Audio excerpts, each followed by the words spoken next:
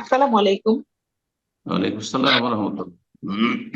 আমি বাংলাদেশ থেকে বলছি। আমি জানতে চাচ্ছি জমজমের পানির সাথে আমরা যদি অন্য কোনো পানি মিশাই তাহলে কি ওটার কার্যকারিতা নষ্ট হবে? এবং আমরা যদি জমজমের পানিটা যেমন মুখে লাগাই অথবা কোনো জায়গায় ব্যথা হলে সেই জায়গায় লাগাই, মানে কোনো নিয়ত ছাড়াই, এবং আমি এটার মানে ফলাফলও পাইছি, ভালো ফলাফল পাইছি, তো এটা কি বিদআত হবে সাহেব?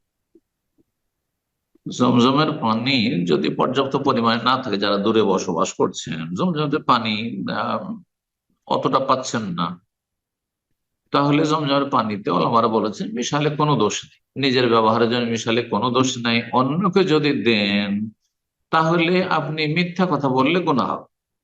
জমজমের পানিতে মিক্স করে আপনি পানি দিচ্ছেন, একটু জমজম দিলেন আর আর অন্য পানি মিশিয়ে দিলেন, আর বলছেন জমজমের পানি খান, তাহলে এটা বলা যাবে না। বলে দিতে হবে যে এই জমজমের পানি মিশ্রিত পানি, এতে জমজম আছে, এই পানির সাথে জমজম আছে, এভাবে বলে দিতে হবে স্পষ্ট কথা।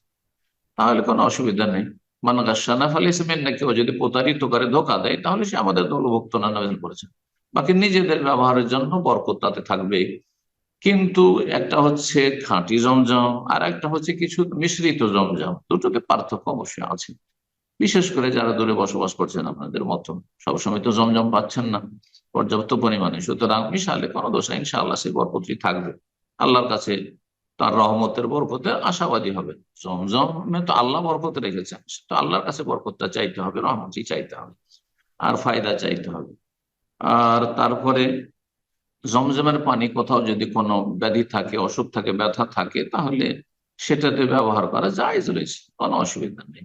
জমজম দিয়ে প্রয়োজনে গোসল করা যায়, ভালো, কোনো অসুবিধা নেই। অজু করা বা হাতে মুখে লাগানো বা যেখানে কষ্ট রয়েছে সেখানে লাগানো, জমজম পান করাতে যেমন ফায়দা রয়েছে, সেটা দিয়ে ধোয়াতেও ফায়দা ইনশাআল্লাহ তাআলা রয়েছে।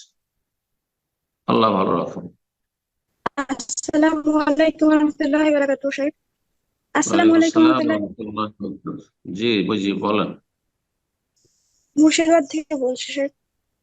বলছিলাম বলেন। আমার প্রশ্ন হলো, আহ কোন মহিলা ঈশা সালাতের পর পিরিয়ড, মানে ঈশা সালাতের সময় হয়তো পিরিয়ড শুরু হলো, তো এক্ষেত্রে যখন সে পবিত্রতা অর্জন করলো, তখন আহ বেতের সলাৎ, যেহেতু সেটা হয়তো দিনে পবিত্রতা পবিত্র হলো, তো বেতের সলাৎ সেটা দিনে পড়বে, মানে জোর করে নাকি, যদি দিনে পবিত্র হয় তাহলে দিনে পড়বে নাকি বেজোর করে পড়বে, বুঝতে পারছি না, এটা একটু ক্লিয়ার করবেন এসা পড়া ইনশাআল্লাহ। হয়নি যখন মাসিক আসে, তখন এসা পড়া হয়নি, মাগরিব পড়া হয়েছে, এই তো।